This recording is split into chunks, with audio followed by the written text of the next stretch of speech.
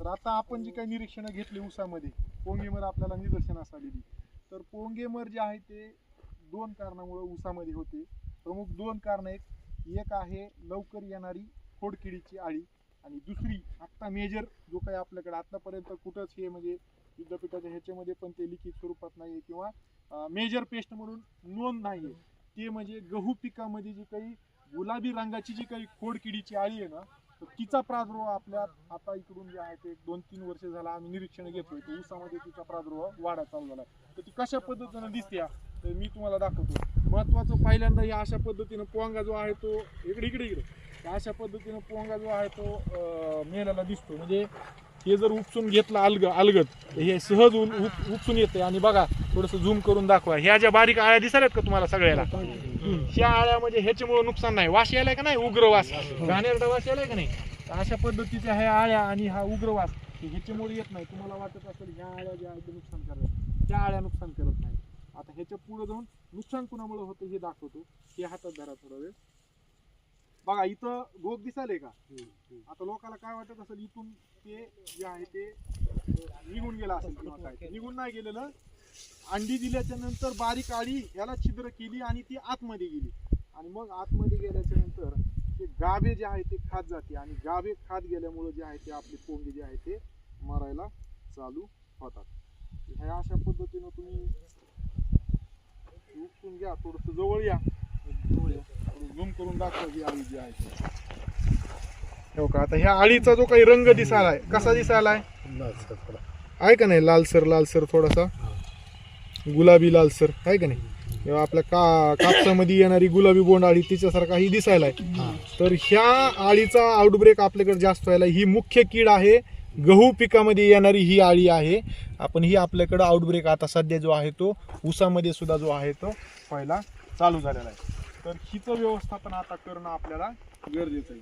आता ह्याच्यात पण काढा तुम्ही, उपसून दाखवा, त्याच्यात पण तीच आळी तुम्हाला जी आहे ते सापडेल. तर हे गहू पिकातली येणारी गुलाबी खोडकिडीची आळी आहे ही. आता ह्या आळ्या कुठून येत असतील माहिती आहे का तुम्हाला, तर ह्या पतंग म्हणजे नर आणि मादी दोघांचं मिलन होतं, मादी इथं अंडी देतील, अंड्यातून निघालेली आळी जी आहे ते आपल्या ऊसाचं जे आहे ते अशा पद्धतीनं नुकसान करत असते. तर ह्याचं कंट्रोल जर तुम्हाला करायचं असेल, सगळ्यात पहिल्यांदा तर कामगंध सापळे जे आहे ते तुम्ही लावा. कामगंध सापळ्यानं काय होणार आहे की हिचा जो काही नर आहे ना, तर नर त्या कामगंध सापळ्यामध्ये अडकून बसेल आणि त्याचं मिलन कुणासोबत होणार नाही, मादी सोबत. त्याच्यामुळे मादी जी आहे ती पुन्हा अंडी देण्यालायक राहणार नाही. ही एक विषय.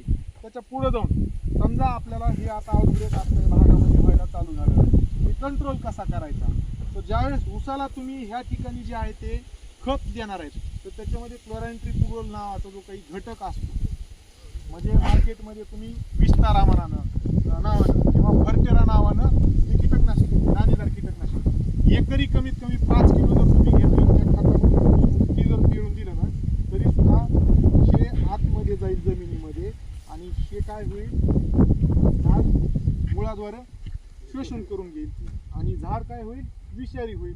आणि एकदा झाड विषारी झालं की त्यानं थोडं तरी चाटलं ह्या वेळी तर ते मृत्यूभ्रंश होईल. आणि स्टार्वेशन म्हणजे काही न खायला मिळाल्यामुळं, म्हणजे एकदा मेंदू खराब झाला की ती खायचं सुचत नाही त्या आळीला, आणि त्याच्यामुळं ती काही न खाल्ल्यामुळं पिवळी पडून मरते. ती कुणा सांगितलं मी, सोयाबीन मधल्या ज्या आळ्या आहेत ना त्या, तसंच ह्या पण आळ्या मरून जातात. आणि हे जर तुम्हाला नसेल करायचं, दुसरा एक पर्याय आहे, डायरेक्ट कोराजेनची तुम्ही फवारणी करू शकता. एक 15 लिटरच्या पंपाला 8 ते 10 मिलीपर्यंत तुम्ही घ्या आणि फवारणी करा. त्याच्या पुढे जाऊन तुम्हाला फवारणी नसेल करायची, कोणाकडे ठिबक जर असलं तर ठिबकनं तुम्ही 200 लिटर पाणी घ्या, त्याच्यात 150 मिली कोराजेन टाका, कालवा, आणि ते ठिबक वाटत सोडा. ती सुद्धा जे आहे ते झाड शोषून घेईल आणि ह्या आळ्या जे आहे ते मरून जाईल. या पद्धतीने ह्याचा बंदोबस्त तुम्ही करणं गरजेचं आहे.